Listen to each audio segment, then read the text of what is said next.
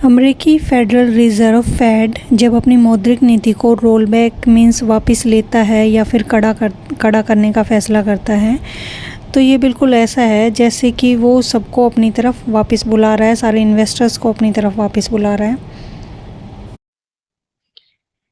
जब फेड अपनी अर्थव्यवस्था को, अपनी इकोनॉमी को बढ़ावा देना चाहता है तो वह क्वांटिटेटिव ईजिंग का उपयोग करता है। यह सिस्टम के अंदर खरबों डॉलर डाल देता है, क्योंकि अमेरिका में बहुत सारा सस्ता पैसा उपलब्ध होता है और ब्याज दरें लगभग ज़ीरो हो जाती हैं, तो इसलिए जो निवेशक है वहाँ कम रिटर्न से ऊब जाते हैं।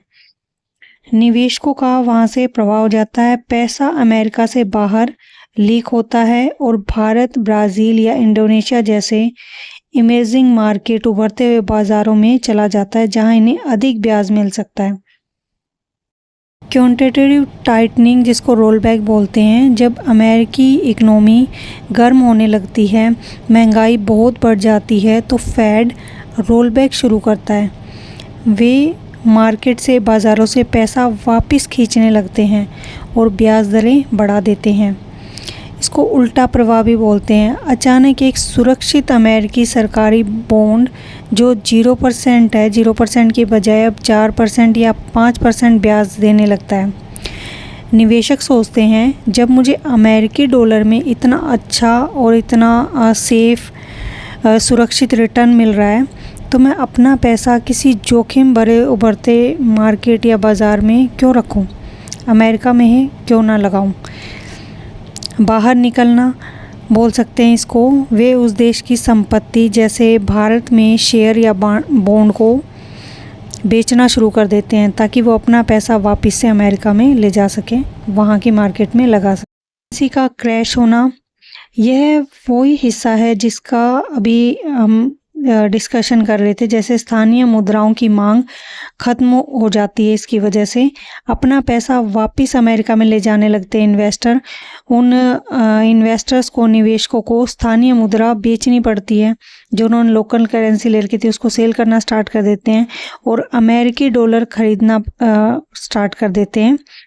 अधिक आपूर्ति और कम मांग, हर कोई एक साथ जो लोकल करेंसी है उसको बेच रहा है, लेकिन उसको खरीद कोई भी नहीं रहा है। इससे जो लोकल करेंसी है, जो मुद्रा है, उसकी वैल्यू डॉलर के मुकाबले गिरती जा रही है। इसी को क्रैश बोला है। जब जो लोकल करेंसी है उसकी वैल्यू अमेरिकी डॉलर के मुकाबले गिरती जा रही है, तो इसको क्रैश बोला गया है। सारे इन्वेस्टर अमेरिका में इन्वेस्ट करना चाहते हैं वहाँ पे, क्योंकि वहाँ पे ब्याज दरें बढ़ गई हैं, वहाँ पे उन्हें ज़्यादा प्रॉफिट नज़र आ रहा है। तो जो ये डेवलप्ड कंट्रीज़ के अंदर आए थे, यहाँ इन्वेस्ट करना स्टार्ट किया था, ये सारे इन्वेस्टर वापस से अमेरिका में इन्वेस्ट करना चाहते हैं, क्योंकि वहाँ पे अब रेट ऑफ इंटरेस्ट ज़्यादा हो गया है और डॉलर की जो डिमांड है वो बढ़ जाती है, जिसकी वजह से अमेरिकी डॉलर बहुत पावरफुल हो जाता है।